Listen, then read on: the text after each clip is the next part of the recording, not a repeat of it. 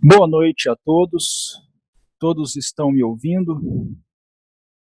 Preciso novamente da confirmação para ter a certeza de que o áudio está funcionando. Ok. Todos me ouvem? Ok. Sim.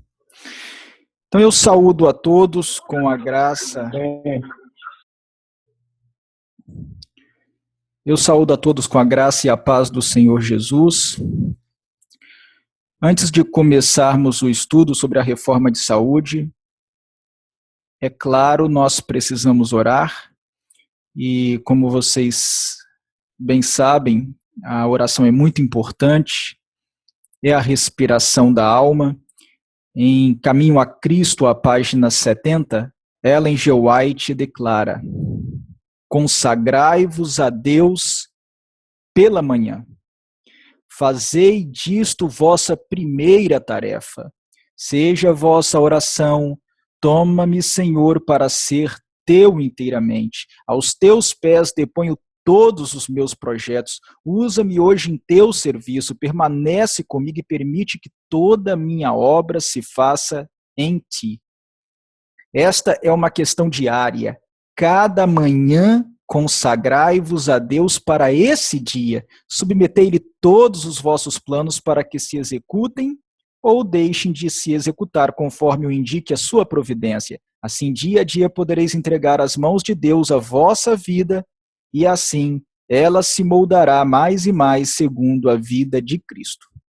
Irmãos, a primeira coisa que precisamos fazer todos os dias, ao acordarmos, não é nos alimentarmos, não é tomar banho, não é ligar o computador, não é acessar o Facebook ou o WhatsApp, não é fazer qualquer outra coisa, é orar. A primeira coisa que precisamos fazer todos os dias é orar. Isso é um dever e também é um privilégio. Precisamos orar ao nos levantarmos e também ao nos deitarmos, que a oração seja nosso primeiro e também nosso último ato do dia. Não podemos ser como os gentios que não conhecem ao Senhor, nem como os animais que não pensam. Precisamos falar primeiramente e por último com o nosso maior amigo, pois ele é o alfa e o ômega, o primeiro e o último. Devemos orar sem cessar e várias vezes ao dia. Os antigos hebreus e os cristãos primitivos oravam pelo menos 3 vezes ao dia, entre 8 e 9 da manhã, entre 11 horas da manhã e o meio-dia, e entre as 14 horas e as 15 horas, aproximadamente, isso todos os dias. E devemos sempre orar também quando vamos estudar a Bíblia, que é o que nós vamos fazer justamente agora. Em O Grande Conflito, a página 599, Ellen G. White declara: nunca se deve estudar a Bíblia sem oração. Somente o Espírito Santo nos pode fazer compreender a importância das coisas fáceis de se perceberem, ou impedir-nos de torcer verdades difíceis de serem entendidas. É o mistério dos anjos celestiais preparar o coração para de tal maneira compreender a palavra de Deus que fiquemos encantados com sua beleza, admoestados por suas advertências ou animados e fortalecidos por suas promessas. Façamos nossa petição do salmista: desvenda os meus olhos para que veja as maravilhas da tua lei. Salmos 119, versículo 18. Como vem, irmãos, precisamos orar para que o Espírito Santo seja nosso mestre de justiça, para que ele ilumine nossas mentes e nos guie a toda a verdade. Como diz a irmã White, consagrai-vos a Deus pela manhã, fazei disto vossa primeira tarefa. É a primeira tarefa, também deve ser a última tarefa. E antes de estudarmos a Bíblia, precisamos orar, devemos orar. E ao contrário do que muitos pensam, há uma posição indicada para orarmos ao Senhor. No Comentário Bíblico Adventista do Sétimo Dia, volume 3, na seção dos comentários de Ellen G. White, a página 1279 na versão em português e a página 1130 na versão em inglês, aparece o seguinte texto inspirado: A oração oferecida por Salomão durante a dedicação do templo não foi feita enquanto ele estava em pé. O rei se ajoelhou na humilde posição de um suplicante. Aqui está uma lição para o povo de Deus hoje. Nossa força espiritual e nossa influência não serão aumentadas pela conformidade a uma atitude mundana durante a oração. Venha o homem de joelhos dobrados, como um súdito da graça, um suplicante ao escabelo da misericórdia. Dessa maneira, ele está para testificar que toda a sua alma, corpo e espírito estão em sujeição ao seu Criador. Ellen G. White chama a posição ereta na oração de uma atitude mundana. A posição indicada é de joelhos dobrados e postos no chão. É claro que se a pessoa for paraplégica, estiver com uma mobilidade física muito limitada, estiver com um sério problema nos joelhos e nas pernas, ou apresentar um quadro que realmente a impeça de se ajoelhar, ela poderá orar na posição que for possível, evidentemente. Trata-se de uma exceção que apenas confirma a regra. Nós também, quando estivermos andando pela rua, quando estivermos envolvidos em alguma tarefa, ou quando estivermos dirigindo, ou ainda dentro do ônibus, poderemos elevar a Deus uma oração mental, inaudível, não verbalizada, e seremos ouvidos. Mas sempre que for possível nos ajoelhar para expressarmos nossos agradecimentos e pedidos a Deus, devemos fazê-lo. E é algo que o céu espera de nós, é algo que o céu requer, e por isso nós vamos nos ajoelhar agora para rogarmos a Deus que nos abençoe neste encontro virtual. Eu vou me ajoelhar para nós então termos uma palavra de oração. Senhor Deus e amado Pai, nossa primeira súplica é que o Senhor eleve os nossos pensamentos até as realidades celestiais. Eleve os nossos pensamentos, ó Pai, até a cidade santa, a nova Jerusalém. Eleve, ó Pai, os nossos pensamentos até o santuário celestial, onde o Senhor Jesus intercede por nós. Queremos ser tomados por essa realidade celestial, por essa atmosfera celestial. E ajoelhados diante do Senhor, diante do seu trono de graça, nós queremos agradecer por tudo que o Senhor tem nos proporcionado de bom, por todas as dádivas maravilhosas dos altos céus, e queremos rogar, ó Pai, que o Senhor nos abençoe agora, ao abrirmos a sua palavra, ao lermos textos das Escrituras, ao lermos textos do Espírito de profecia, que o Senhor seja o nosso mestre de justiça agora por meio do seu Espírito Santo, e que seu Espírito Santo nos guie a toda a verdade, porque somente a verdade nos interessa. Abençoe a todos os que participarem deste estudo neste momento. Abençoe a cada um de nós, ó Pai, e livre-nos de todas as influências do mal, é o que nós lhe suplicamos. Em nome do Senhor Jesus. Amém.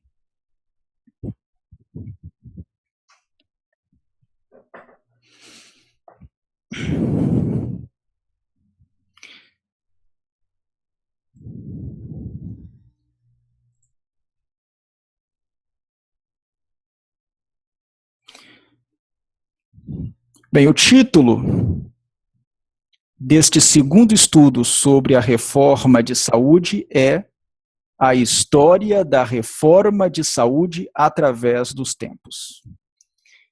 Irmãos, no princípio da história humana, já havia princípios de saúde.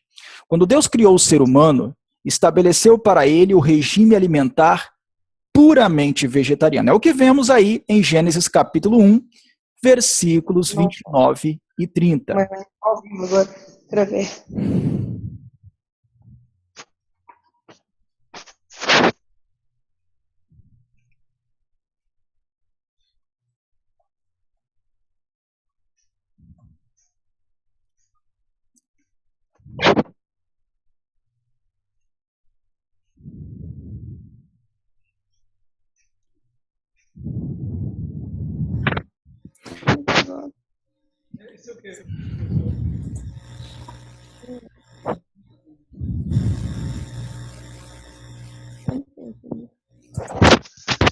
É muito difícil. Por que eles não usam uma coisa mais simples?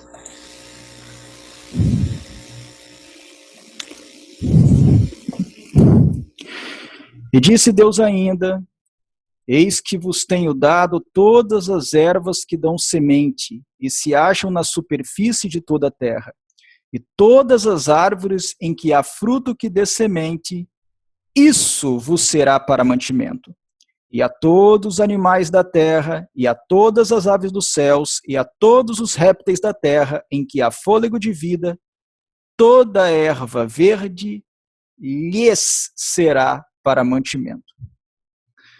Então vemos aí que quando Deus criou o ser humano, estabeleceu que este obtivesse seu alimento, das ervas que dessem semente, e 2, das árvores em que houvesse fruto que desse semente. É o que literalmente consta de Gênesis capítulo 1, versículo 29.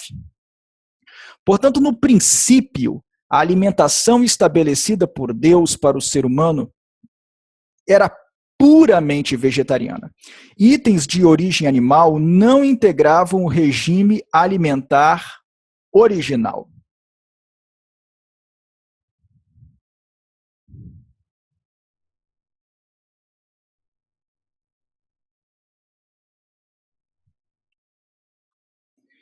Além das frutas, faziam parte do regime alimentar original os cereais, como o trigo, o arroz, o milho, a cevada, a aveia, o centeio, etc.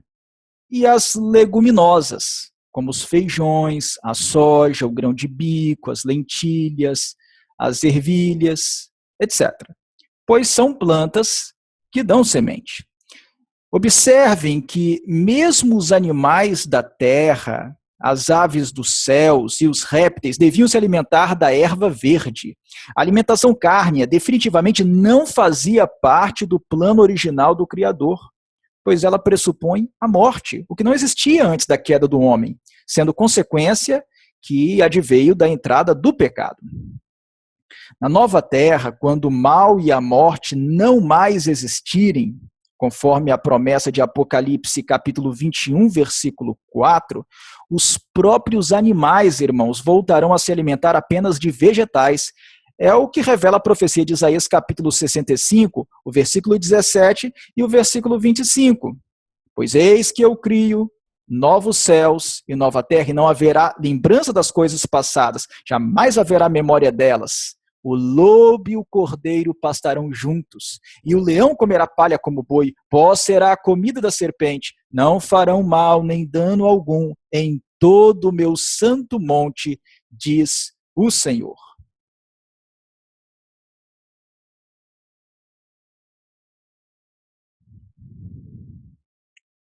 Essa promessa também aparece lá no livro do profeta Isaías, no capítulo 11, se os irmãos quiserem verificar depois.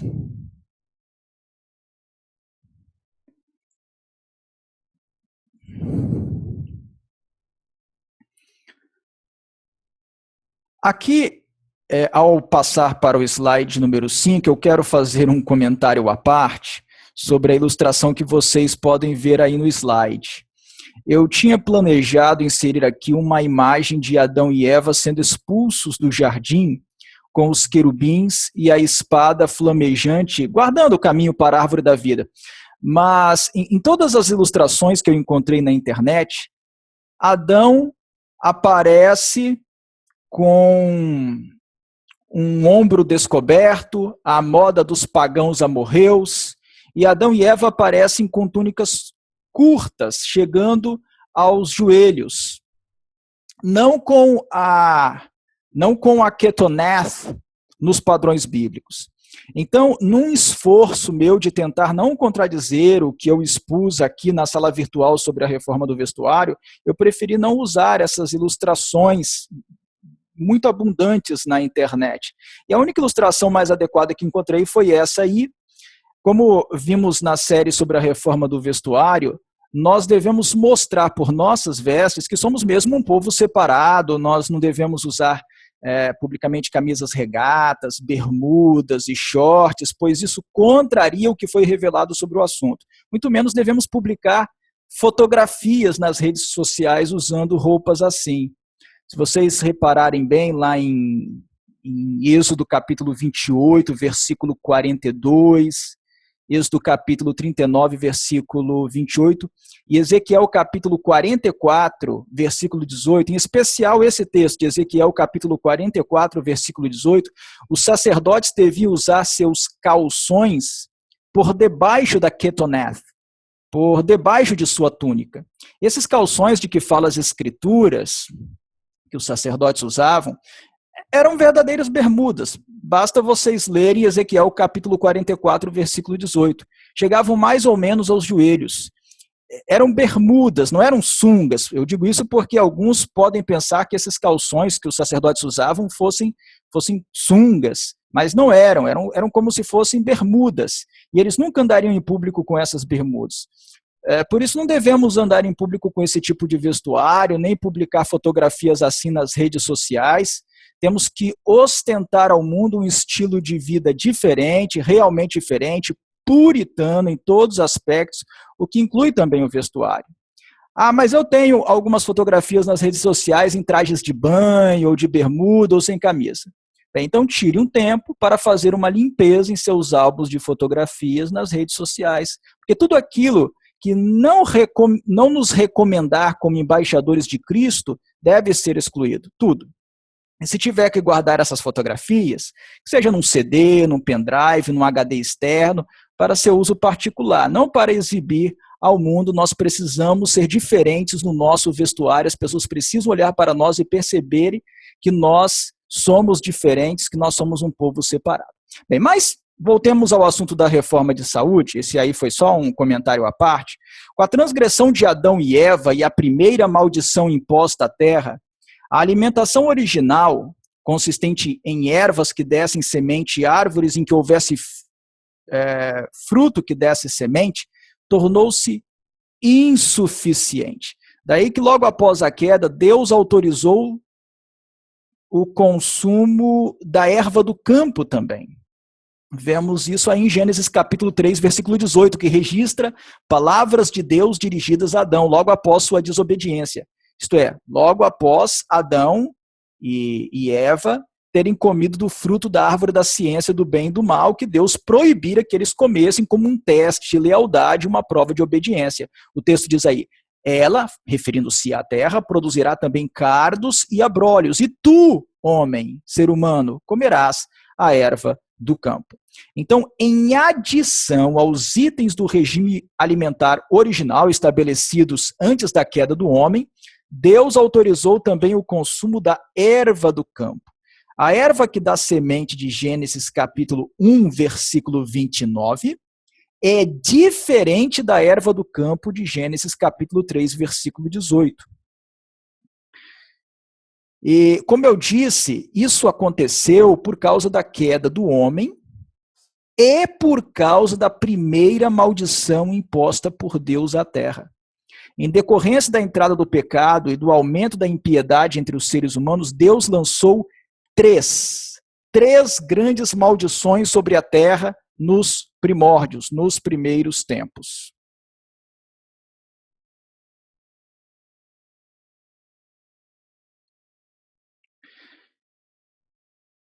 A primeira maldição foi lançada logo após a queda. Nós lemos sobre ela em Gênesis capítulo 3, versículo 17.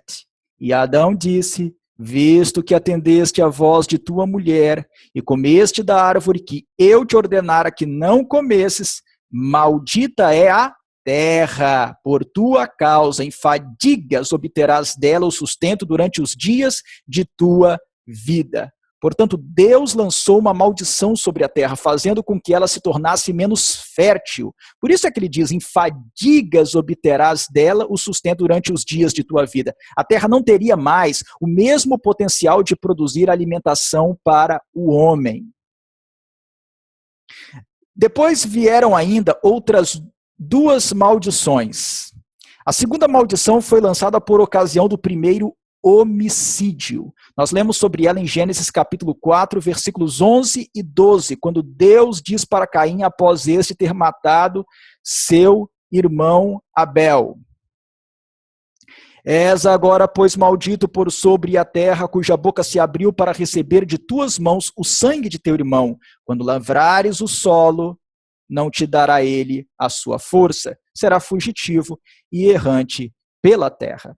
O texto diz, quando lavrares o solo, não te dará ele a sua força. Ou seja, a terra se tornaria ainda menos fértil. A terra teria ainda mais dificuldade de produzir os alimentos necessários para a subsistência do ser humano.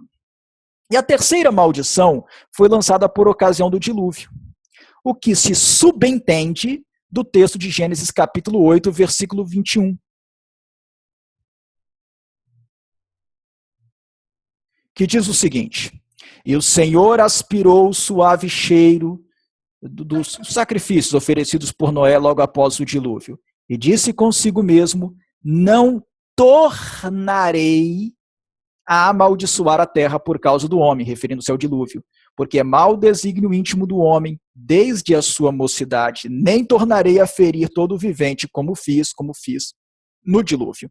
Nesse texto, Deus diz que não tornaria a amaldiçoar a terra por causa do homem, o que significa que o dilúvio foi uma maldição que Deus trouxe sobre a terra.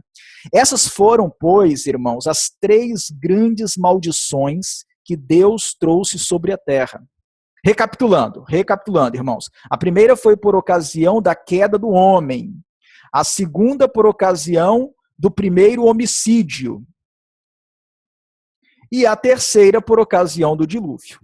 E a cada maldição, a terra foi se tornando menos fértil, isto é, com maior dificuldade de prover alimentação de qualidade ao homem, perda de fertilidade e proliferação de pragas foram aumentando com essas 3 grandes maldições proferidas contra a terra. Com a primeira maldição, Deus autorizou que o homem comesse a erva do campo. Isso indica que havia uma pequena diferença entre o regime alimentar original no Éden, antes da queda do homem, e o regime alimentar subsequente ao pecado. Com a perda progressiva de fertilidade da terra e com as condições adversas que o homem teria que enfrentar fora do Éden, não seria possível exigir que ele se alimentasse apenas de frutos e ervas que dessem semente. Sobretudo após a terceira maldição, o dilúvio, né? A condição da terra pioraria grandemente, pois com o dilúvio surgiriam os desertos e pântanos, que antes não existiam, e nos quais nada ou pouco se produz. Antevendo toda essa situação, Deus acrescentou a erva do campo à dieta do ser humano. Ellen G. White trata do assunto no livro A Ciência do Bom Viver, à página 295. A fim de saber quais são os melhores alimentos, cumpre-nos estudar o plano original de Deus para o regime do homem.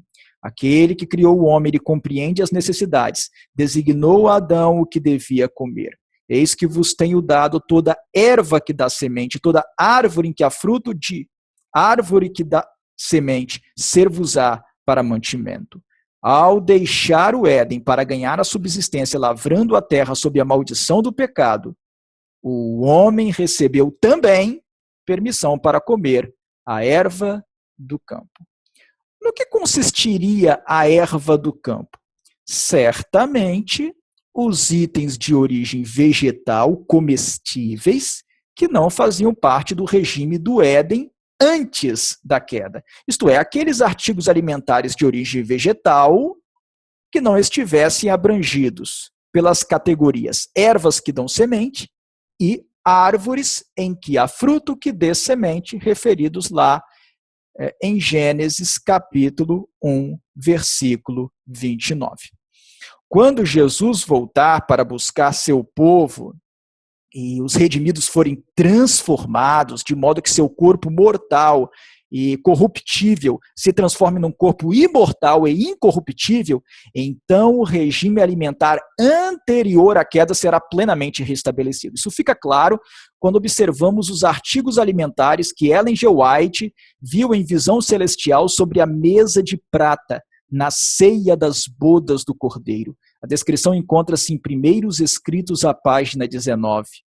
Logo lhe ouvimos de novo a delicada voz, dizendo: vinde, povo meu, viestes da grande tribulação e fizestes minha vontade, sofrestes por mim. Vinde à ceia, pois eu me cingirei e vos servirei. Nós exclamamos: aleluia, glória, e entramos na cidade. E vi uma mesa de pura prata, tinha muitos quilômetros de comprimento, contudo nossos olhares podiam alcançá-la toda. Vi o fruto da árvore da vida, o maná, amêndoas, figos, romãs, uvas e muitas outras espécies de frutas. Ellen G. White viu ali frutos e também o maná, mas não viu ali raízes, não viu ali tubérculos sobre a mesa de prata. Porque raízes e tubérculos não faziam parte da alimentação vegetariana anterior à queda do homem. E verduras sem semente, raízes e tubérculos não farão parte do regime alimentar no céu e na nova terra. Mas entre a queda do homem e o segundo advento, o seu consumo está autorizado por duas razões.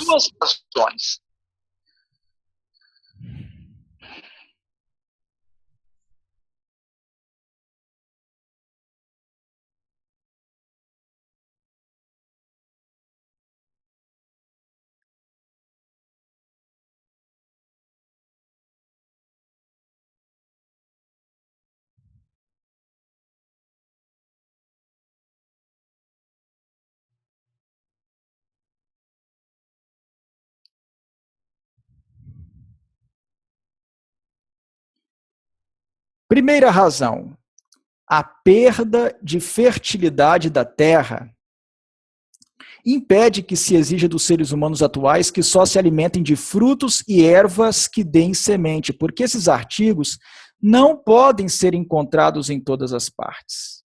Já as verduras, as raízes e os tubérculos, sim.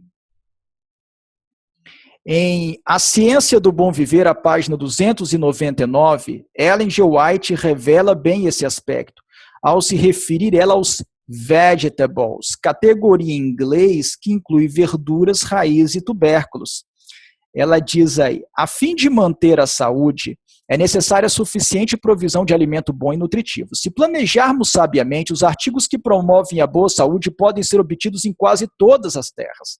Os vários artigos preparados de arroz, trigo, milho e aveia são enviados para toda parte, bem como feijões, ervilhas e lentilhas. Estes, juntamente com as frutas nacionais ou importadas, e a quantidade de, no original em inglês está a palavra vegetables, e ela qualifica, e a quantidade de vegetables que dão em todas as localidades oferece oportunidade de escolher um regime dietético completo, sem uso de alimentos cárneos. Onde quer que haja frutas em abundância, deve-se preparar farta provisão para o inverno, conservando-as cozidas ou secas. As frutas pequenas, como morangos, amoras, groselhas e outras, podem dar com vantagem em muitos lugares onde são pouco usadas, sendo negligenciado o seu cultivo. Para conservas domésticas, os vidros devem ser usados sempre que possível, de preferência as latas. É especialmente digno de atenção que as frutas a serem conservadas estejam em boas condições. Empregue-se pouco açúcar e a fruta seja cozida apenas o necessário à sua preservação. Assim preparadas, são excelente substituto para as frutas frescas. Onde quer que as frutas secas, como passas, ameixas, maçãs, peras, pêssegos e abricós, se podem obter por moderado preço, verificar-se-á que se podem usar como artigos principais de regime, muito mais abundantemente do que se costuma fazer, com os melhores resultados para a saúde de todas as classes. É o que diz a senhora White aí em A Ciência do Bom Viver, a página 299. Bem, de um modo geral, esse texto ele é interessante porque nele a senhora White diz que os vegetables dão em todas as localidades. o que ajuda a entender por que foram liberados para o consumo após a queda do homem. Por vegetables, Ellen G. White não está falando de cereais e frutos, pois esses são mencionados à parte nesse texto. Ela menciona à parte, separadamente, dos vegetables. Ela está falando daquilo que é mais fácil de dar em toda a parte, o que é o caso de verduras, raízes e tubérculos.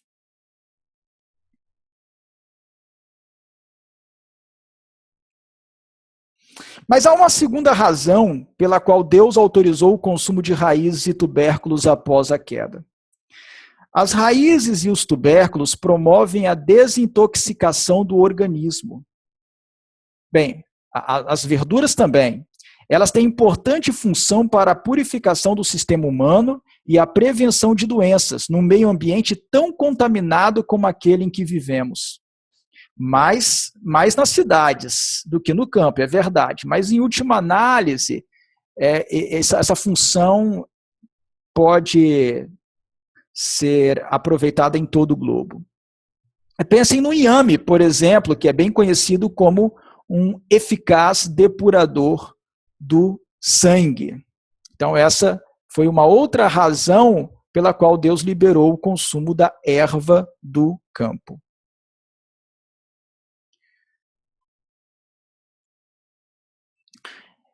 Embora houvesse uma pequena diferença entre o regime alimentar antes da queda, constituído de ervas que dessem semente e também de frutos, e aquele regime autorizado imediatamente após a entrada do pecado, ao qual se acrescentou a erva do campo, não fazia parte da alimentação de Adão e Eva, nem antes nem depois do pecado, artigos de origem animal.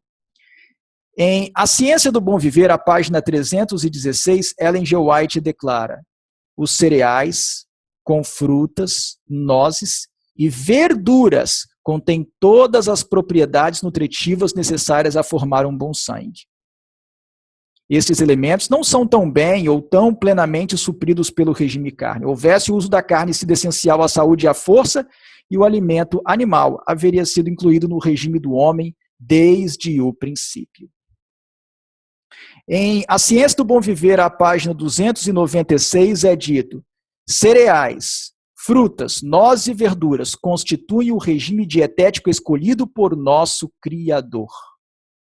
Esses alimentos, preparados da maneira mais simples e natural possível, são os mais saudáveis e nutritivos, proporcionam uma força, uma resistência e vigor intelectual que não são promovidos por uma alimentação mais complexa e estimulante.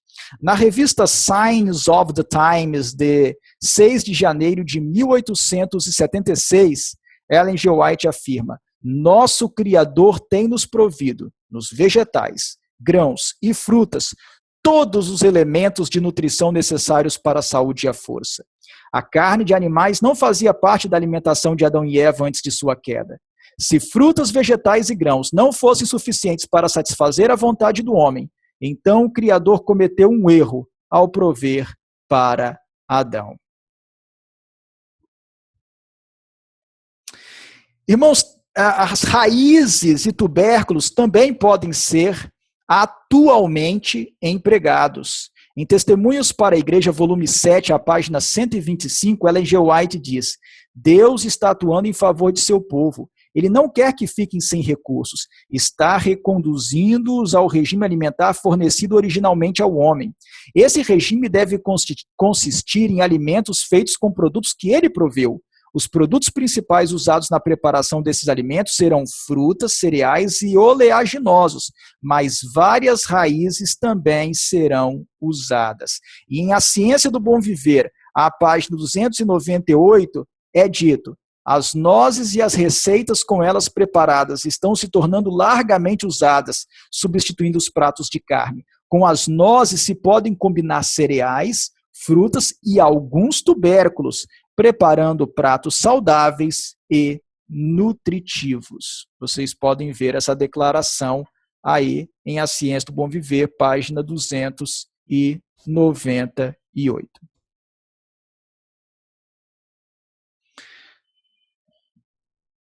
O alimento cárneo, irmãos, não foi permitido senão depois do dilúvio. Isso é claramente indicado em Gênesis capítulo 9, versículos 3 e 4, que registra as palavras dirigidas a Noé e a seus filhos logo após o dilúvio.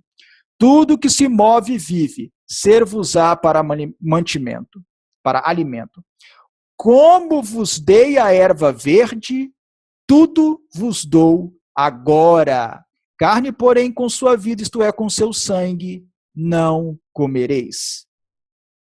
Como o dilúvio destruíra toda a vegetação que existia sobre o planeta e revolvera o solo, levando para as profundezas considerável porção de terra fértil, fazendo surgir desertos e pântanos, Deus achou por bem autorizar que o homem fizesse uso de carne, com a ressalva de que essa deveria ser devidamente sangrada, haja vista a vedação peremptória do consumo de sangue. Os pagãos nunca se preocuparam em sangrar devidamente a carne. Mesmo hoje, existem artigos do gosto de muitos que são feitos à base de sangue, como o chouriço e a galinha ao molho pardo. Também os cristãos fazem uso de carnes não devidamente sangradas. A regra que veda o consumo de sangue não foi dada apenas aos israelitas após a saída do Egito, mas a Noé, o segundo pai de toda a raça humana atual.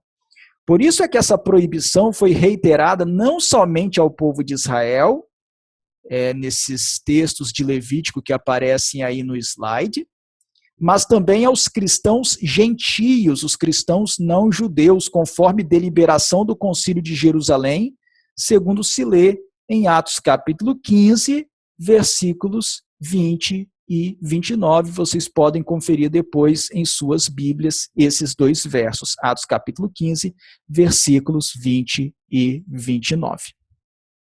Deus disse a Noé, assim como vos dei a erva verde, tudo vos dou agora. A palavra agora comprova que o consumo de carne só foi autorizado logo depois do dilúvio. Entretanto, deve-se subentender que apenas o consumo da carne de animais limpos foi autorizada por Deus. É que, embora isso não seja dito expressamente ali em Gênesis capítulo 9, fica subentendido da ordem de Deus a Noé, em Gênesis capítulo 7, versículos 2 e 3, a ordem para que Noé abrigasse na arca 7 pares de animais limpos e apenas um par de animais imundos. Diz o texto que está aí no slide. De todo animal limpo levarás contigo 7 pares, o macho e sua fêmea, mas dos animais imundos, um par, o macho e sua fêmea.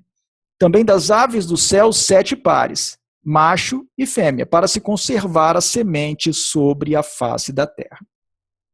Se Noé e sua família, ao sair da arca, tivessem matado os animais imundos para comer de sua carne, algumas espécies teriam desaparecido, já que apenas um par de cada espécie de animais imundos foi levada para a arca. É óbvio isso, não é? Disso se conclui que a distinção entre animais limpos e imundos antecede em muito a legislação mosaica dada ao povo de Israel. A regra da abstinência da carne de animais imundos existe desde o momento imediatamente após o dilúvio. E a definição sobre quais eram os animais limpos e quais eram os animais imundos já devia ser conhecida desde a expulsão de Adão e Eva do Éden, uma vez que apenas animais limpos podiam ser oferecidos em sacrifício ao Senhor.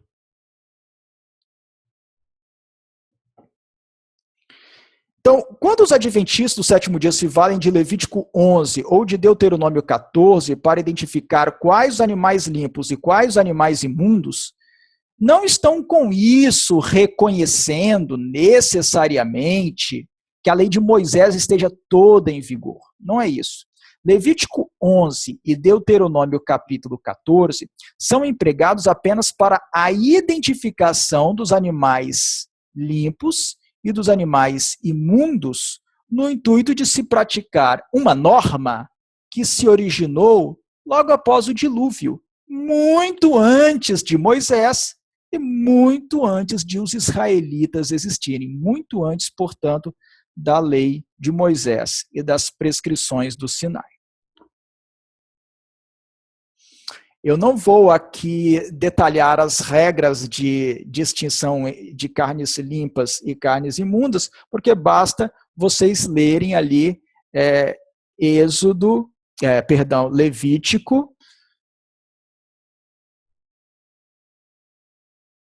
Levítico capítulo 11, Deuteronômio capítulo 14. Basta vocês fazerem isso.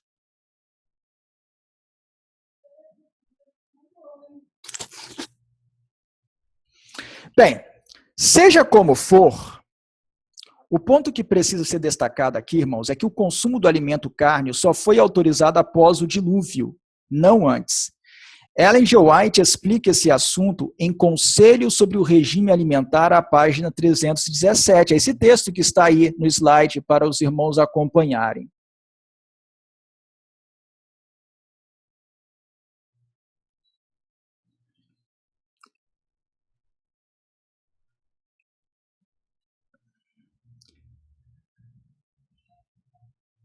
Deus deu aos nossos primeiros pais o alimento que pretendia que a raça humana comesse. Era contrário ao seu plano que se tirasse a vida a qualquer criatura. Não devia haver morte no Éden. Os frutos da árvore do jardim eram o alimento que as necessidades do homem requeriam. Deus não deu ao homem permissão para comer alimento animal, senão depois do dilúvio. Fora destruído tudo que pudesse servir para a subsistência do homem, e diante da necessidade deste, o Senhor deu a Noé permissão de comer dos animais limpos que ele levara consigo na arca, mas não era o alimento animal o artigo de alimentação mais saudável para o homem.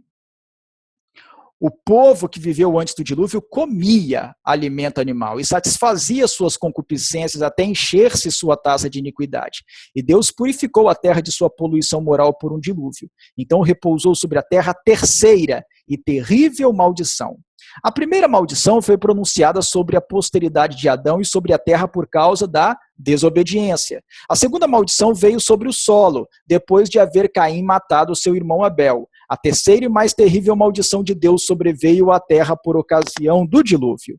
Depois do dilúvio, o povo comeu à vontade do alimento animal. Deus viu que os caminhos do homem eram corruptos e que o mesmo estava disposto a exaltar-se orgulhosamente contra seu Criador, seguindo as inclinações de seu próprio coração. E prestem atenção à declaração inspirada. Deus permitiu ele que aquela raça de gente longeva, que vivia muito, comesse alimento animal, a fim de abreviar sua vida pecaminosa.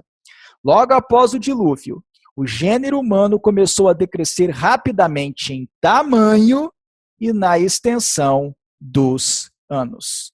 Como vocês viram, aí, como estão vendo aí, esse texto é de Conselhos sobre o regime alimentar, à página 317.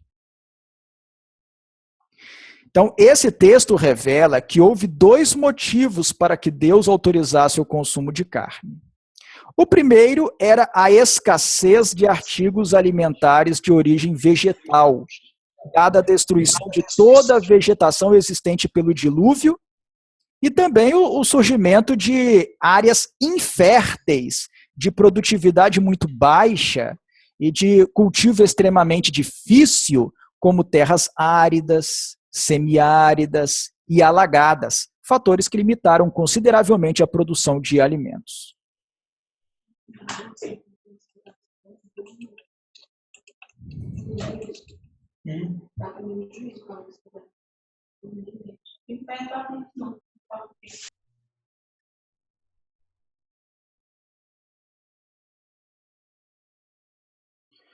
O segundo motivo era o propósito de Deus de reduzir a longevidade dos seres humanos, a fim de limitar o tempo de prática da maldade de cada indivíduo. Quando se comparam as idades alcançadas pelos antediluvianos, conforme relatadas em Gênesis capítulo 5, com as idades atingidas pelas gerações imediatamente posteriores, que vieram logo depois do dilúvio, posteriores ao dilúvio, conforme reveladas por Gênesis capítulo 11, fica claro que houve um acentuado e progressivo decréscimo de tempo de vida depois que o consumo de carne foi autorizado por Deus. É como o gráfico aí revela, né? É o que o gráfico aí revela, conforme as informações de Gênesis capítulo 5, as idades dos que viveram antes do dilúvio, e Gênesis capítulo 11, as idades dos que viveram depois do dilúvio. As idades foram diminuindo bastante. Bem, após ter sido expulso do jardim do Éden, conforme lemos em Gênesis capítulo 3, versículos 22 a 24, o homem perdeu o acesso ao fruto da árvore da vida, que tinha o poder de lhe prolongar a vida eternamente. Mas depois do dilúvio, quando todos os seres humanos passaram a se alimentar de carne, seu tempo médio de vida caiu consideravelmente. Verdade é que uma parte dos seres humanos já comia carne antes mesmo do dilúvio. Nós já vimos isso num texto que acabamos de ler, mas existem outros textos. Ellen G. White fala a respeito em Conselhos sobre o Regime Alimentar, a página 60. As pessoas que viveram antes do dilúvio comiam alimento animal e satisfaziam seu apetite pervertido até que o copo de sua iniquidade se completou e Deus purificou a terra de sua poluição moral pelo dilúvio. Então, mesmo Deus não tendo autorizado, eles já comiam carne antes do dilúvio. A página 147 de Conselhos sobre o Regime Alimentar, ela declara, vejam aí a parte do meio do texto, os habitantes do mundo antediluviano eram intemperantes no comer e beber, alimentavam-se de carne, embora Deus ainda não houvesse dado ao homem qualquer permissão para ingerir alimento animal. É o que está em Conselhos sobre o Regime Alimentar, página 147. Então, em tudo que diz respeito ao dilúvio, o que importa ressaltar aqui é que mesmo com a autorização emergencial para o consumo de carne, foram estabelecidas regras de saúde. Eu quero destacar isso para os irmãos. Mesmo depois que Deus autorizou o consumo de carne após o dilúvio, foram estabelecidas regras de saúde. Sempre houve regras de saúde. E que regras foram essas? Não consumir sangue, carne com sangue, e se abster de carnes imundas. Ou seja, mesmo ali havia normas de saúde. No plano de Deus para o ser humano, princípios e regras de saúde sempre estiveram presentes, ainda que adaptados às condições de cada tempo e lugar. Posteriormente, irmãos, durante a peregrinação de Israel no deserto, rumo a Canaã, Deus planejou implantar o vegetarianismo no meio de seu povo. Para suprir as necessidades dos israelitas, Deus lhes enviou o maná, conforme o relato de Êxodo capítulo 16. Quando viram o maná pela primeira vez, os israelitas indagaram: "Que é isto?" Moisés, então, explicou que aquilo era o pão que o Senhor lhes dava para mantimento. A palavra maná significa justamente a pergunta: o que é isso? Números capítulo 11, versículo 7, esclarece que era o maná como semente de coentro e a sua aparência semelhante à de bidélio. Diz ainda o verso 8 que o povo se espalhava e o colhia, e em moinhos o moía, ou num grau o pisava, e em panelas o cozia, e dele fazia bolos. O seu sabor era como de bolos amassados com azeite. Como é sabido, irmãos, os israelitas foram instruídos a colher o maná todas as manhãs e não deixar nada para o dia seguinte. Quando desobedeceram à ordem de Deus, viram que o maná estragara e dera bichos. Na sexta-feira, que é o dia da preparação, os israelitas foram instruídos a colher maná em dobro, a fim de prepararem alimento para o próprio dia e para o seguinte, o sábado, no qual não cairia maná. Assim procederam, e no dia seguinte o maná não estragara nem dera bichos.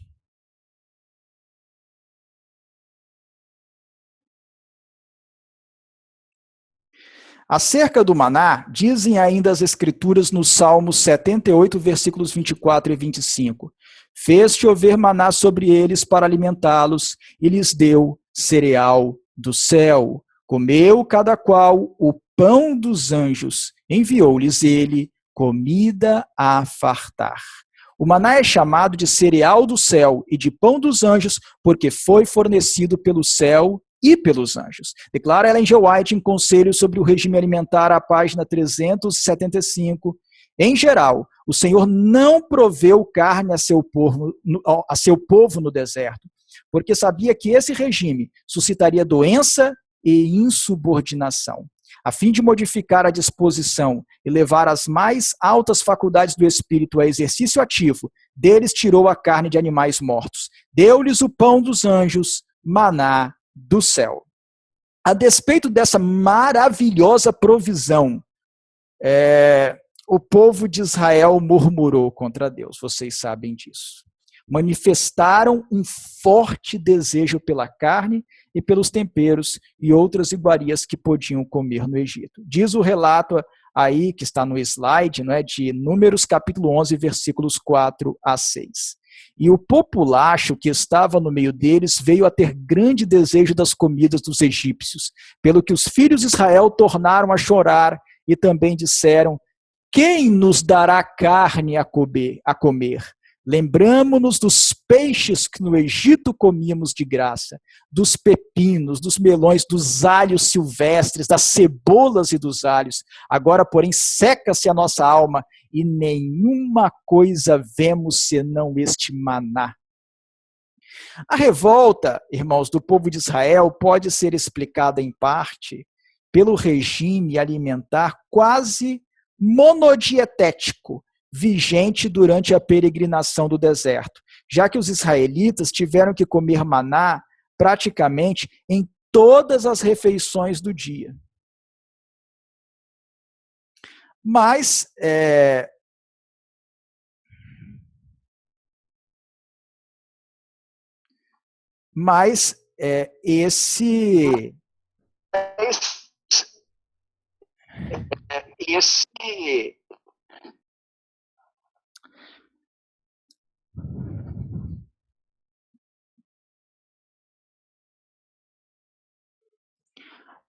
esse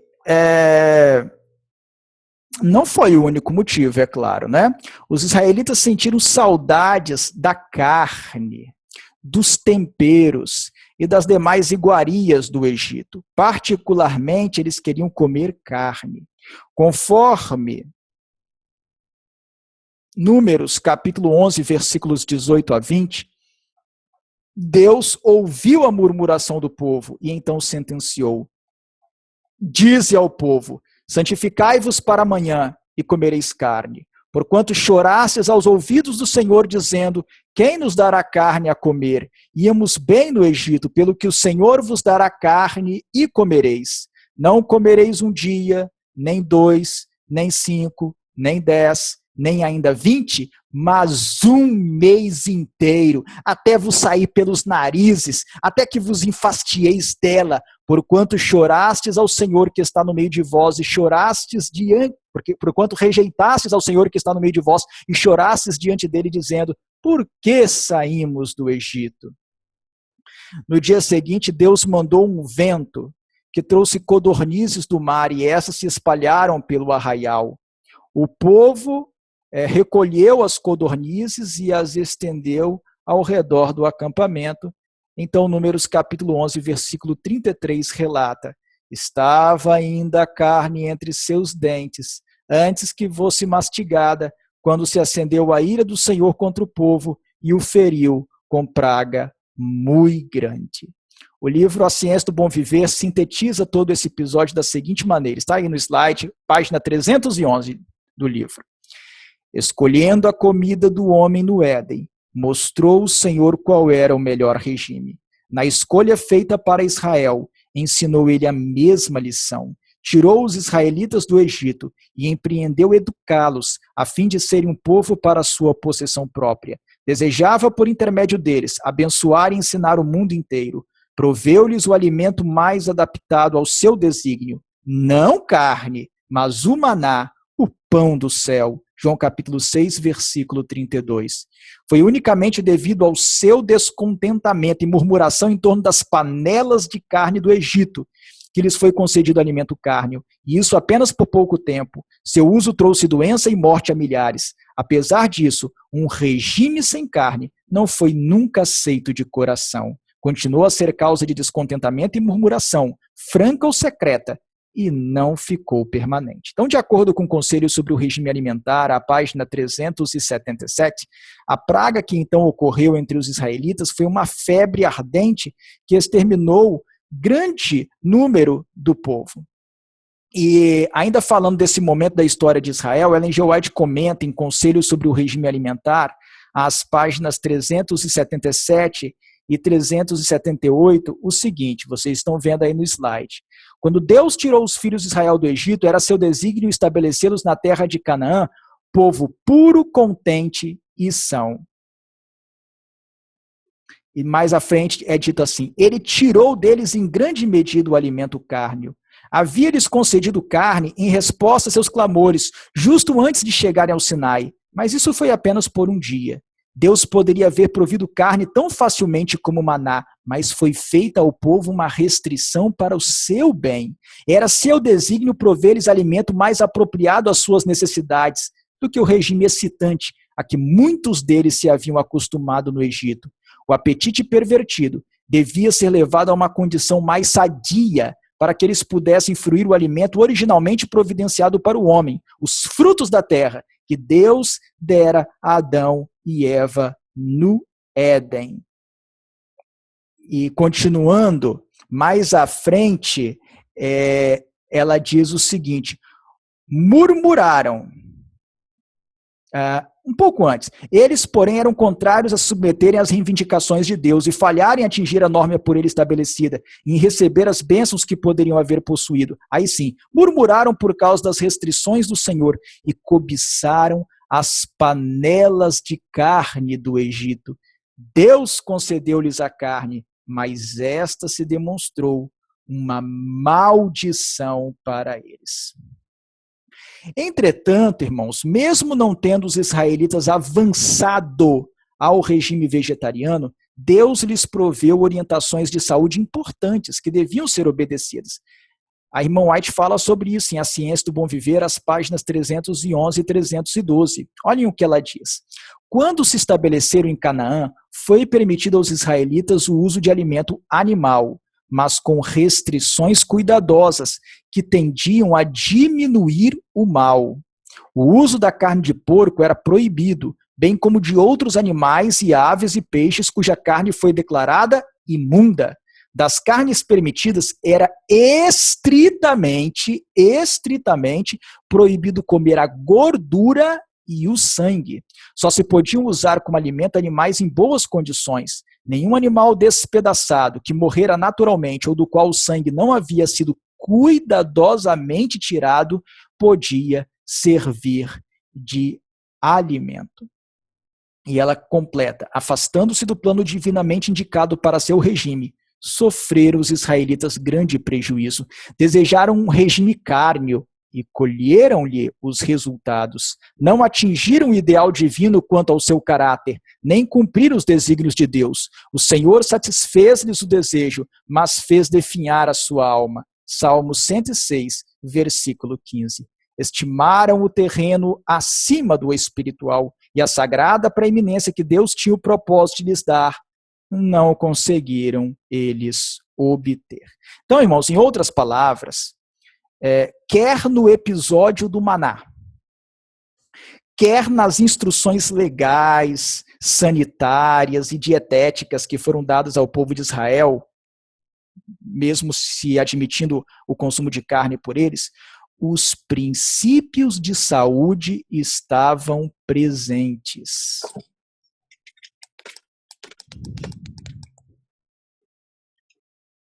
Segura meu celular, segura. Tô ouvindo, né? Segura direito. Não mexe em nada.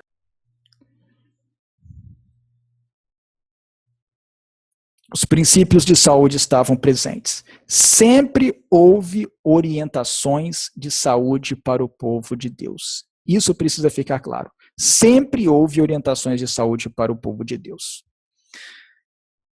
Também do consumo de bebidas alcoólicas, Deus procurava restringir seu povo. Aos sacerdotes foi proibido que bebessem vinho ou bebida forte quando entrassem no santuário, conforme Levítico capítulo 10, versículos 8 a 11.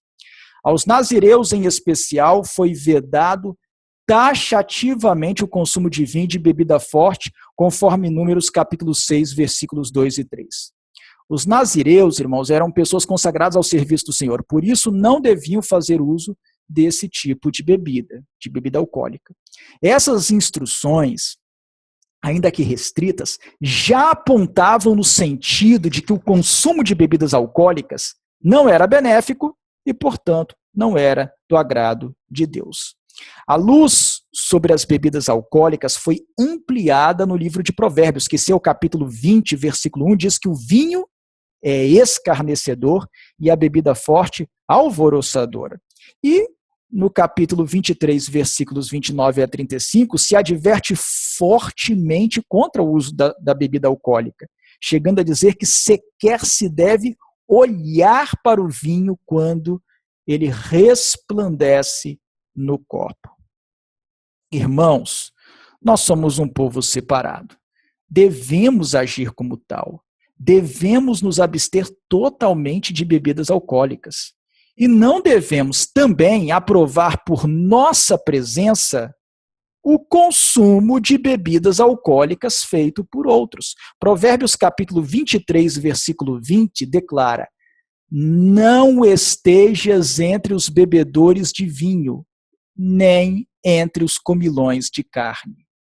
E em sua carta 51, de 1894, Ellen G. White admoesta: evite a companhia de quem usa linguagem profana ou é inclinado a tomar até mesmo um cálice de bebida alcoólica.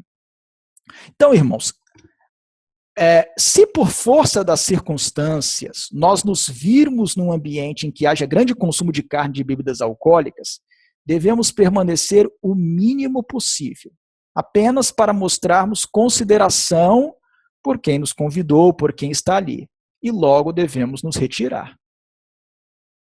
Também não devemos apoiar de maneira alguma, quer participando na organização, quer empenhando recursos financeiros de qualquer evento, festa ou encontro em que haja bebidas alcoólicas, pois isso seria cumplicidade e uma grande contradição com nossa fé. Diz Abacuque capítulo 2, versículo 15, ai daquele que dá a beber ao seu próximo.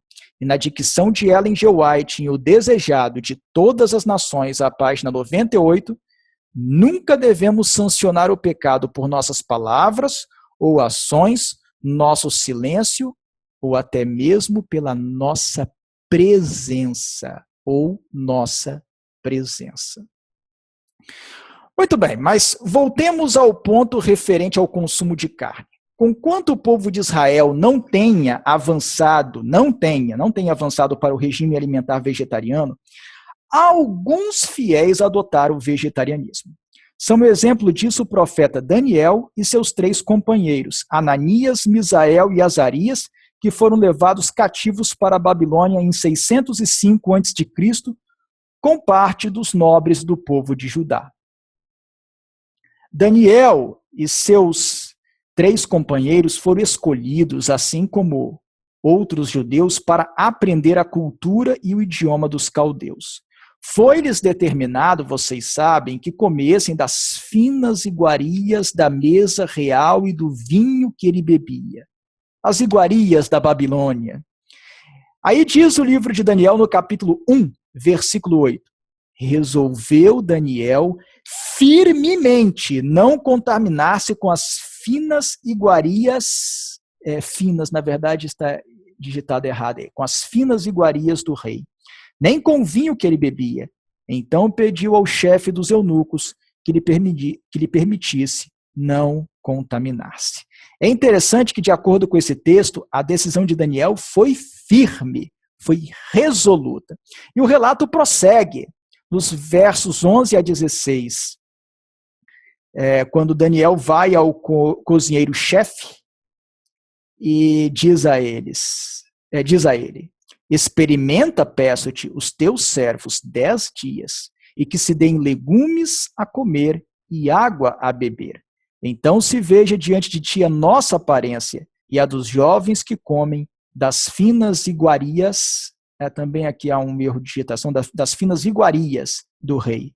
E segundo vires, age com os teus servos. Ele atendeu e os experimentou 10 dias. No fim dos 10 dias, as suas aparências eram melhores. Estavam eles mais robustos do que todos os jovens que comiam das finas iguarias do rei.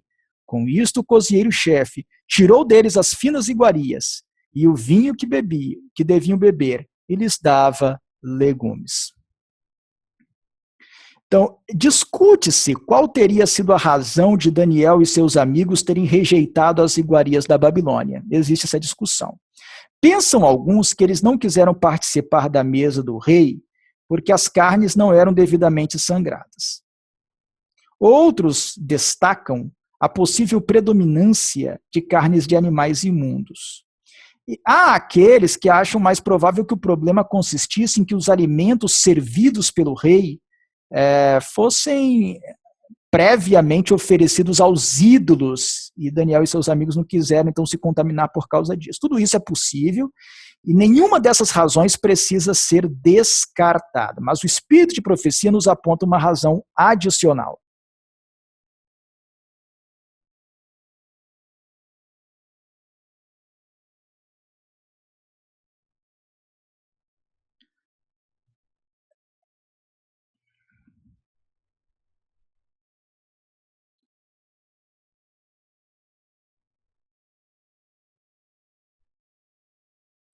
No livro Conselho sobre o Regime Alimentar, a página 154, Ellen G. White relata: ele propôs em seu coração não se contaminar com a porção do manjar do rei, nem com o vinho que ele bebia, pois sabia que semelhante regime não lhe fortaleceria as faculdades físicas, nem aumentaria sua capacidade mental.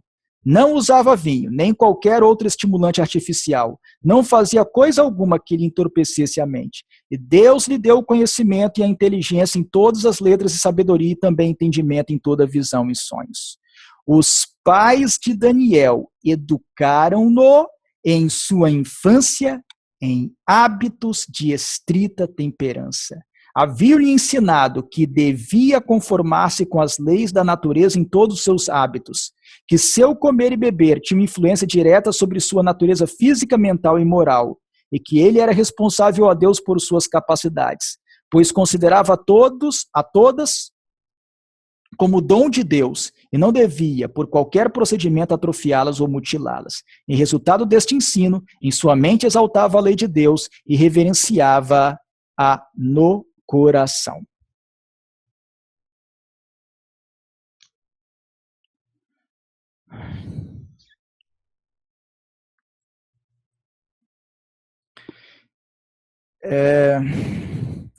Na meditação matinal nos lugares celestiais, a página 268, o seguinte comentário de Ellen G. White é elucidador. E agora que foram levados à prova, colocaram-se completamente do lado da justiça e da verdade. Não agiram caprichosamente, mas com inteligência. Resolveram que, como os alimentos cárneos não haviam feito parte de seu regime antes, tampouco deveriam introduzir-se no futuro. E como o uso de vinho fora proibido a todos que devessem empenhar-se no serviço de Deus, resolveram não participar dele. É claro, irmãos, que o período de 10 dias de teste que foi solicitado por Daniel não era suficiente para promover notória diferença na aparência deles comparada com a dos demais jovens de Babilônia ou de outras nações. Esse foi apenas um prazo protocolar. A constatação de que a aparência de Daniel e a de seus amigos estavam melhor que a dos demais alunos da escola real indica que esses 4 hebreus já eram reformadores da saúde bem antes disso. E esse texto prova isso também, né? Na verdade, desde a tenra idade, conforme o espírito de profecia, Daniel já era um reformador da saúde. Em Conselho sobre o Regime Alimentar, a página 28, Ellen G. White declara: para compreender corretamente o assunto da temperança, precisamos considerá-lo do ponto de vista bíblico, e nenhum outro exemplo ilustra de maneira mais completa e implícita a verdadeira temperança e as bênçãos que se lhe seguem do que a história do profeta Daniel e seus companheiros hebreus na corte de Babilônia. E a página 30 desse mesmo livro, Conselho sobre o Regime Alimentar, Ellen G. White diz o seguinte: há muitos entre os professos cristãos hoje que denunciariam Daniel como tendo sido demasiado minucioso, julgando-o estreito e fanático. Consideram de mínima consequência a questão de comer ou beber para que se reclame uma posição assim decidida, posição que envolve o provável sacrifício de toda vantagem terrena.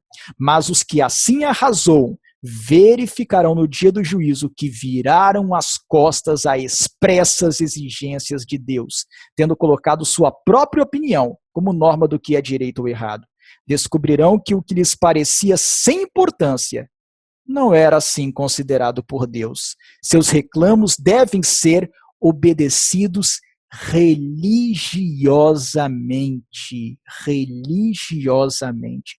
Os que aceitam qualquer dos seus preceitos e a eles obedecem por ser-lhes assim conveniente, ao passo que rejeitam outros, porque sua observância demandaria sacrifício, rebaixam a norma do direito e, por seu exemplo, levam outros a levianamente considerar a santa lei de Deus. Assim diz o Senhor, deve ser nossa regra em todas as coisas. Por fim, a página 32, também de Conselhos sobre o Regime Alimentar, Ellen G. White diz o seguinte: na experiência de Daniel e seus companheiros, temos um exemplo da vitória do princípio sobre a tentação de condescender com o apetite, uma demonstração de que, mediante o princípio religioso, podem os jovens triunfar sobre a concupiscência da carne e permanecer fiéis aos reclamos de Deus, mesmo que isso custe grande sacrifício. Bem, outro reformador de saúde e do vestuário foi João Batista, aquele que, conforme o Evangelho de João, capítulo 1, versículo 31 e capítulo 3, versículo 28, veio como precursor do Messias. Diz a pena da inspiração em Testemunhos para a Igreja, volume 3, a página 62. A simplicidade de sua vestimenta, uma peça de vestuário tecida de pelos de camelo, era uma reprovação direta à extravagância e pompa dos sacerdotes judaicos e do povo em geral. Seu regime alimentar, puramente vegetariano, composto de gafanhotos e mel silvestre, era uma censura à condescendência com o apetite e a glotonaria que prevaleciam por toda parte. Nesse texto aí, irmãos, de Testemunhos para a Igreja, volume 3, página 62, Ellen G. White afirma que o regime alimentar de João Batista era puramente vegetariano, sendo composto de gafanhotos e mel silvestre, conforme Mateus capítulo 3, versículo 4 e Marcos capítulo 1, versículo 6. A questão que surge aqui é a seguinte: como é que o regime alimentar de João Batista poderia ser qualificado como puramente vegetariano se dele faziam parte os gafanhotos? Bem, é preciso frisar que se João Batista realmente comia os insetos chamados de gafanhotos, ele não estava violando norma alguma, pois na base de Levítico capítulo 11, do versículo 20 ao versículo 22, alguns tipos de gafanhotos eram considerados limpos e, portanto, deles se podia comer, sim. Entretanto, existe uma antiga tradição que sustenta que os gafanhotos que João Batista comia não eram um inseto, mas um vegetal, a alfarroba, uma leguminosa. Do ponto de vista nutricional, o inseto gafanhoto é uma fonte muito pobre de alimento e incapaz de sustentar a vida humana, ainda que associado ao consumo de mel. Comer somente gafanhoto e mel seria muito pouco. Talvez por isso mesmo é que fontes antigas afirmem que os gafanhotos de que João Batista se servia eram alguma espécie de planta. A alfarrobeira é comum na Palestina. Seu fruto, que amadurece no final da primavera, é uma vagem com feijões e tem de 15 a 25 centímetros de comprimento. Essas vagens e feijões podem ser comidos crus, cozidos ou moídos como farinha. Na parábola do filho pródigo, o filho pródigo passou a cuidar de porcos, os quais se alimentavam de alfarrobas, conforme Lucas capítulo 15, versículo 16. Uma discussão das evidências a favor da identificação dos gafanhotos, de Mateus capítulo 3, versículo 4, e de Marcos capítulo 1, versículo 6, como alfarrobas, não vem ao caso aqui. O que importa é que João Batista era um reformador do vestuário, por sua vestimenta extremamente simples, constituída de pelos de camelo e cinto de couro, ou seja, sem nada que chamasse atenção para si, como sinal de orgulho e exibição. E ele era também um reformador da saúde, por sua alimentação saudável e bastante restrita. Ainda em Testemunhos para a Igreja, volume 3, a página 62, Ellen G. White comenta, aí no meio do texto, há um trecho negritado, eu vou ler esse trecho, comentando a profecia de Malaquias. Os que devem preparar o caminho para a segunda vinda de Cristo são representados pelo fiel Elias, assim como João veio no espírito de Elias para preparar o caminho para o primeiro advento de Cristo. O grande assunto da reforma deve ser debatido e despertar da mente do público. A temperança em tudo deve ser associada com a mensagem para converter o povo de Deus de sua idolatria, de sua glutonaria e de sua extravagância no vestir-se e em outras coisas. Então, irmãos, assim como João Batista foi um exemplo de reforma do vestuário e da alimentação no primeiro advento de Cristo, como um novo Elias, o povo remanescente deve promover a reforma nessas mesmas áreas antes do segundo advento, também como um novo Elias. Mas a pergunta que muitos fazem é, mas Jesus não comeu carne? Ele não repartiu os pães e os peixes?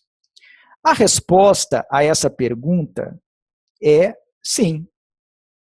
Jesus comeu carne. Jesus participou da ceia pascal quando o consumo da carne do cordeiro era obrigatória. Nós sabemos que ele participou da ceia pascal, né? E na ceia pascal, o consumo da carne do cordeiro era obrigatório. Além disso, ele realmente multiplicou pães e peixes para a multidão de seus ouvintes. E isso por 2 vezes, houve 2 milagres de multiplicação dos pães e peixes. Após a ressurreição, não é possível afirmar seguramente que Jesus tenha efetivamente ingerido alimento carne. O texto de Lucas, capítulo 24, versículos 41 a 43, afirma que os discípulos apresentaram a Jesus um pedaço de peixe assado e um favo de mel. O verso seguinte declara, que ele comeu na presença deles, mas não esclarece se ele comeu apenas o peixe, apenas o mel, ou se ele comeu o peixe e o mel.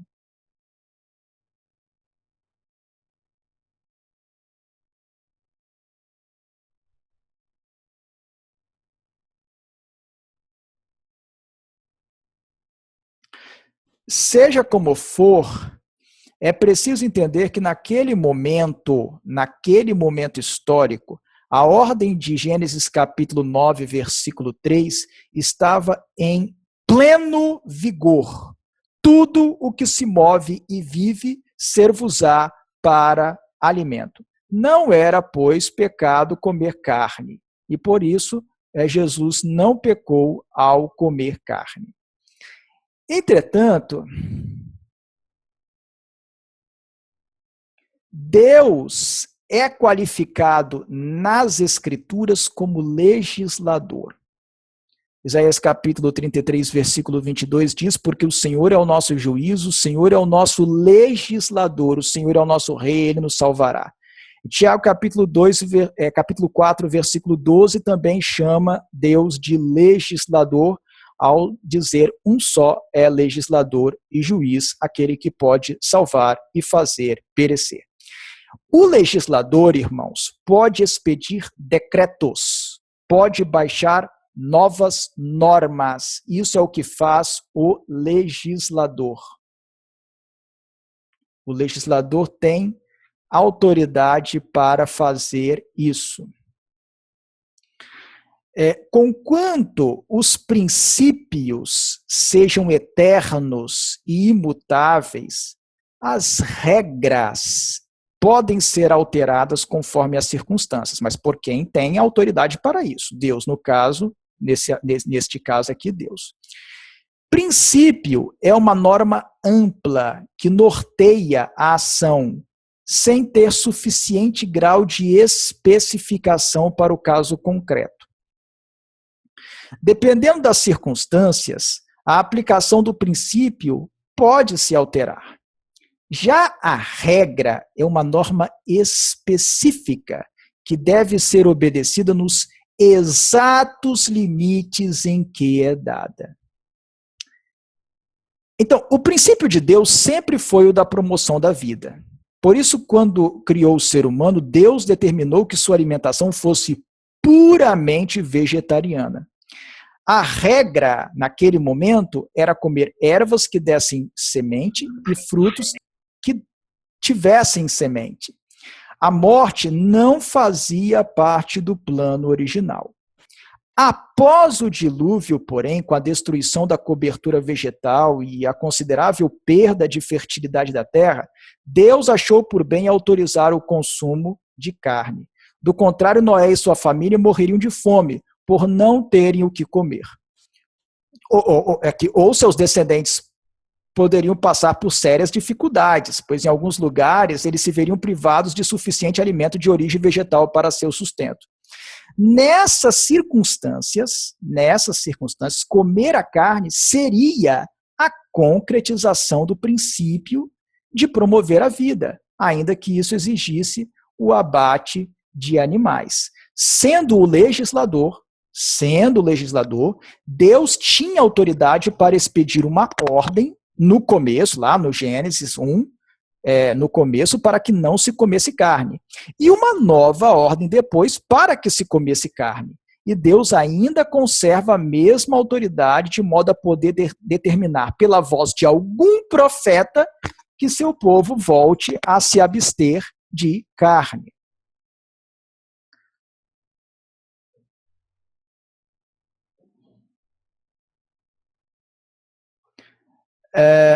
Então, essa alteração de regras específicas não deve nos surpreender, pois foi o que ocorreu com a circuncisão. Ela não era praticada pelos hebreus até Abraão. Tornou-se obrigatória em Gênesis capítulo 17, versículos 9 a 14. O princípio ali envolvido era que a descendência de Abraão ficasse separada de todos os outros povos e que houvesse uma marca distintiva. Mas visto que que após a morte de Cristo, com a pregação do evangelho aos gentios, os gentios e os judeus se uniriam num só corpo, o corpo de Cristo, a igreja, a prática da circuncisão não seria mais necessária para distinguir um judeu de um gentio, e por isso deixou de ser obrigatória.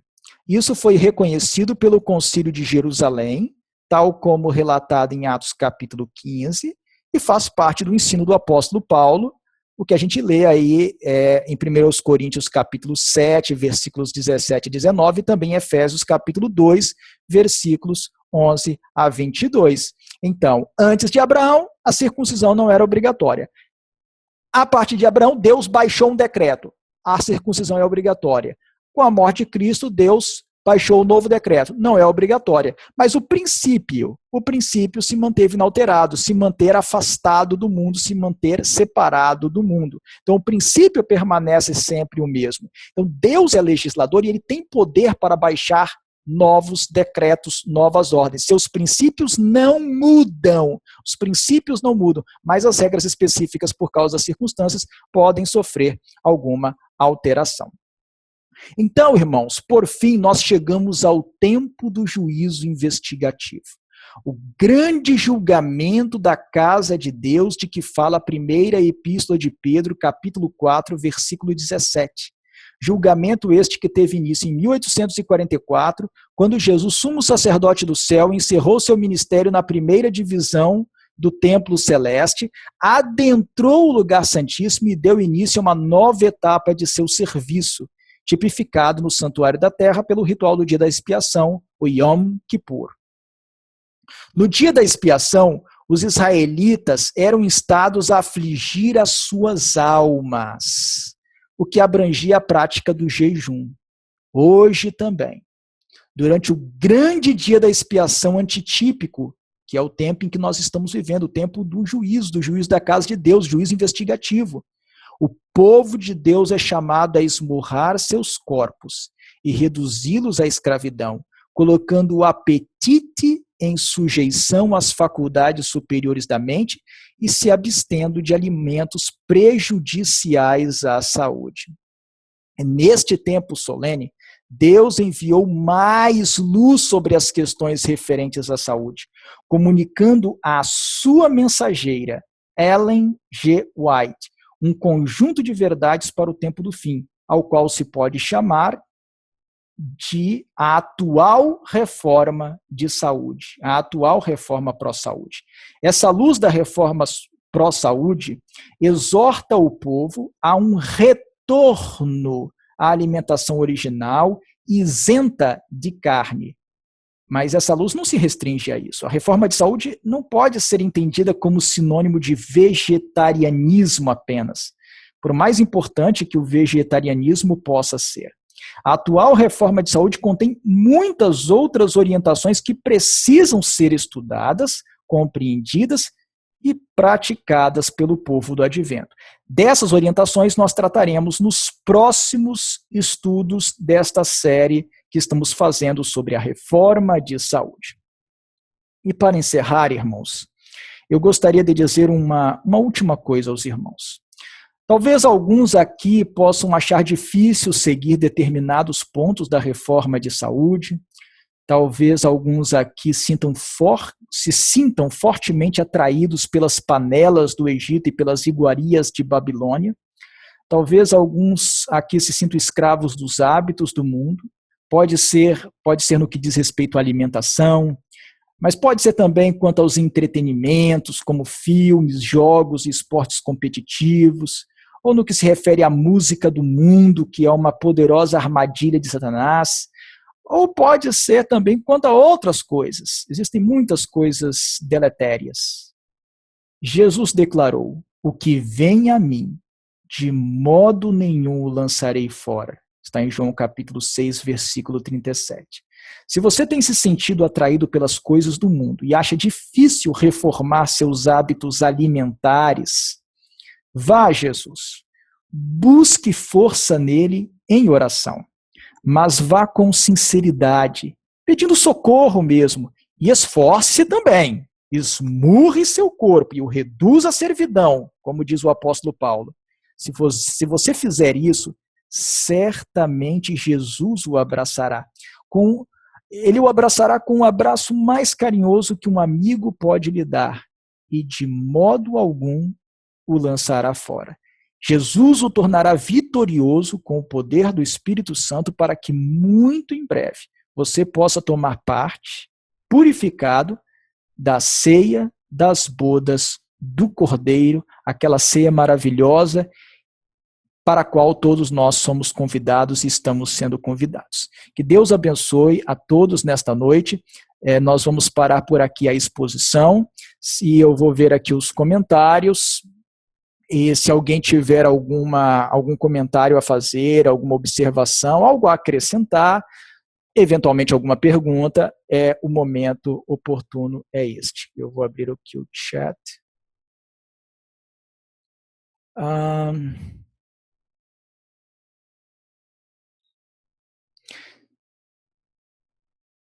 Houve alguns comentários que eu fui observando no decorrer da exposição, mas que não acho que não há necessidade de comentar. São comentários apenas que foram acrescentados.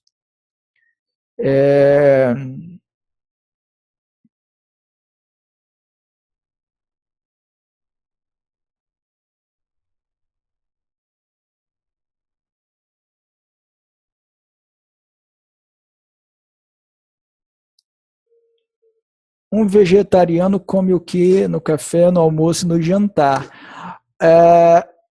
Eu não sei qual é o irmão ou a irmã que está fazendo esse comentário aqui, essa pergunta. Olha só, na nossa série, nós vamos aprofundar nossa exposição sobre esse assunto. Este é o segundo encontro da série, nós vamos ter mais encontros e nós poderemos falar mais detalhadamente disso, né? Nós poderemos conversar mais sobre isso, talvez até fornecer algumas sugestões sobre o que comer no desjejum, no almoço, no lanche do final da tarde, início da noite. Nós poderemos fornecer sugestões nesse sentido. Há muita coisa que se pode comer, há muitas opções, há muita variedade, mas isso a gente pode discutir nos próximos encontros, certo? Porque é preciso detalhar um pouco melhor isso daí, não dá para falar de uma forma corrida. Alguém tem algum outro comentário, alguma observação, alguma pergunta?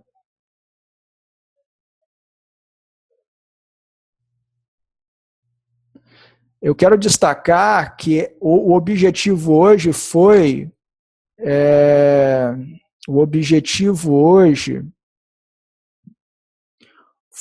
mostrar que sempre houve a mensagem da reforma de saúde, ou princípios de saúde, vamos falar assim, princípios de saúde acompanhando o povo de Deus desde o Gênesis, sempre houve, sempre houve. Então, o que nós temos hoje é uma luz maior, ampliada da reforma de saúde e que nós precisamos conhecer e praticar. Mas os princípios de saúde sempre estiveram presentes, mesmo que, eu vou lhe dar a oportunidade, Mateus, mesmo que as regras específicas pudessem sofrer alguma alteração dependendo da circunstância, dependendo do momento. A irmã está perguntando como explicar a reforma da saúde sem o espírito de profecia a um evangélico, por exemplo. Não vejo nenhuma dificuldade de explicar. Você poderá não ter todos os detalhes, mas você tem como formular um raciocínio muito bom sobre reforma de saúde com uma pessoa que ainda não crê no espírito de profecia. Eu fiz isso no domingo, conversando com algumas pessoas que não creem no espírito de profecia. Um era católico, eu mostrei a situação lá em Gênesis capítulo 1, mostrei qual era o padrão de Gênesis 1, mostrei o acréscimo da erva do campo em Gênesis 3, mostrei a situação do dilúvio em Gênesis 9, e depois mostrei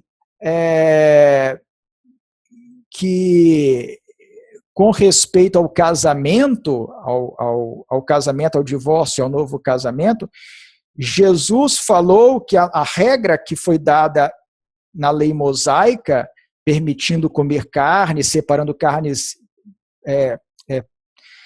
que a regra do divórcio dada na lei mosaica, permitindo o divórcio e novo casamento, foi dada pela dureza do coração dos judeus, dos hebreus, ainda naquela época dos hebreus, mas que não tinha sido assim desde o princípio. Então Jesus apontou para o princípio. Então, da mesma forma, agora sim, da mesma forma, Deus autorizou o consumo de carne por fatores circunstanciais, por razões circunstanciais, como foi explicado na exposição, mas que não foi assim desde o princípio. Nós temos um padrão mais elevado no princípio. É claro que na Bíblia você não vai ter uma informação peremptória de que nós agora já somos definitivamente chamados a abandonar a carne, o consumo de carne. Isso é dado no Espírito e Profecia. Mas você pode mostrar para o que não crê ainda no dom profético dado à irmã White, que o padrão original era um padrão de alimentação vegetariana e isso será plenamente restaurado no céu e também na nova terra. Então, isso é possível de se mostrar pela Bíblia, é possível mostrar o exemplo de Daniel e seus companheiros. O exemplo de Daniel e seus companheiros é muito bom para se mostrar isso. Você não vai poder afirmar ali pela Bíblia que nós estamos agora sendo chamados a abandonar definitivamente o consumo de carne, mas pode mostrar que há uma sinalização nesse sentido, que antes não havia consumo de carne, depois não haverá o consumo de carne, e que Jesus apontou no que diz respeito a divórcio, novo casamento, para a regra original. Então nós somos chamados a voltar às origens, a voltar ao princípio. No princípio havia um padrão excelente de alimentação, havia também um padrão excelente em outras coisas, como no matrimônio por toda a vida, um casamento heterossexual por toda a vida, e também a guarda do sábado, também indicado em Gênesis. Nós temos que voltar a nossa atenção para as origens, para o que está em Gênesis. Isso essa ideia dá para ser construída muito bem. A irmã Elise diz: irmão, não pude acompanhar hoje, se houver a possibilidade de ter o áudio as imagens seria muito bom, depois nós vamos ver isso, a gente entra em contato. Mateus, pode fazer o comentário, se quiser fazer por áudio, fique à vontade. Então, eu tenho 2 breves comentários a fazer. Uma, na verdade, é um acréscimo e o outro seria mais uma pergunta mesmo. E seria o seguinte: o primeiro é que talvez soe um pouco estranho a ideia de que as ordens de Deus sejam passíveis de alteração, mas talvez o Anderson possa explicar até melhor do que eu isso, mas eu acho que até mesmo no direito humano, nas relações jurídicas e legislativas humanas, existe o que se chama de princípio da retroatividade, correto? É aquilo de que uma lei, a partir do momento que ela é dada, ela não pode condenar atos passados. Então, eu acho que até mesmo o direito humano espelha o que acontece com a norma divina. Deus, pautando-se de normas, de princípios universais e que são realmente imutáveis, que não sofrem sombra de variação, pode alterar algumas ordens em decorrência do bem das suas criaturas. Eu acredito que isso aconteceu no caso dos primeiros capítulos de Gênesis, já que a terra foi amaldiçoada e perdeu boa parte do seu vigor, como deve ter sido colocado na exposição. Então, acredito que isso possa ser espelhado na lei dos homens também. Não sei se esse princípio seria a melhor maneira de ilustrar, mas eu acredito que sim.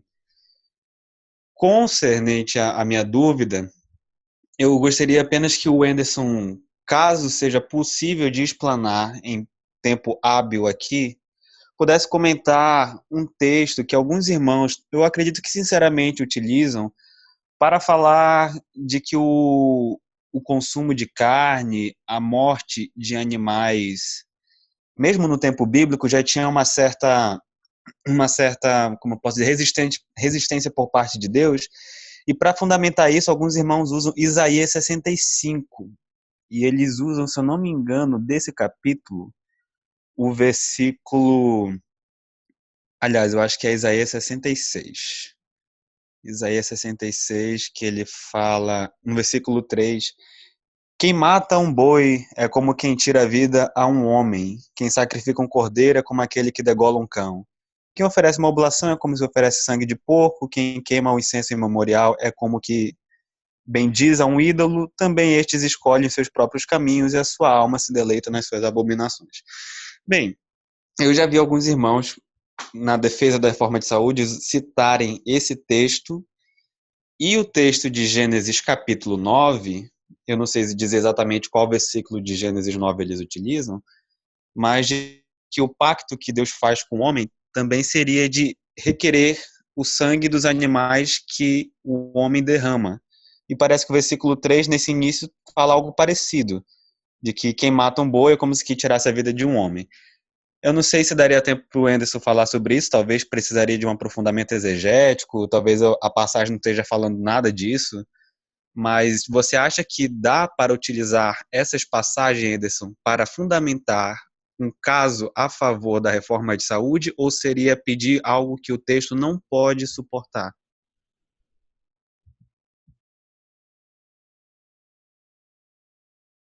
Ah, agradeço ao Matheus pelas suas considerações. Eu acho que a primeira consideração já foi suficiente, eu não vejo necessidade de acrescentar nada, é exatamente o que ele disse.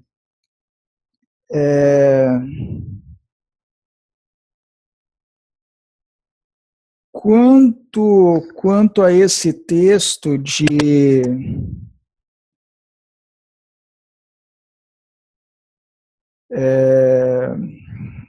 Isaías capítulo 66, versículo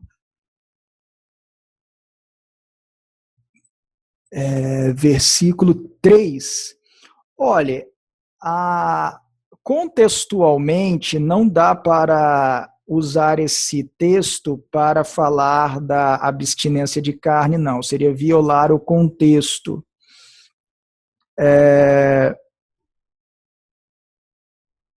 A ideia no contexto do que Deus está dizendo aí é que os que iam adorar a Deus com esses animais, boi, cordeiros, oferta de manjares, incenso, eles eram vistos por Deus como se fossem assassinos, como se estivesse oferecendo sangue de porco ou outras coisas mais, porque faziam coisas erradas, praticavam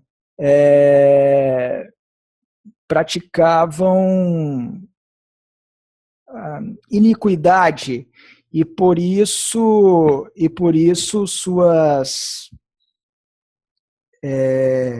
suas oferendas não seriam bem aceitas. Contextualmente, quando a gente lê o final do verso 3, o verso 4, a ideia é essa. Então, seria forçar o texto a dizer algo que ele não está dizendo. Mas, por hora, eu não teria muita coisa a dizer sobre isso, não. Simplesmente o que eu posso dizer é que esse verso não deveria ser usado para apoiar a proposta da reforma de saúde no que pertine ao vegetarianismo. Alguém tem mais algum comentário, mais alguma observação?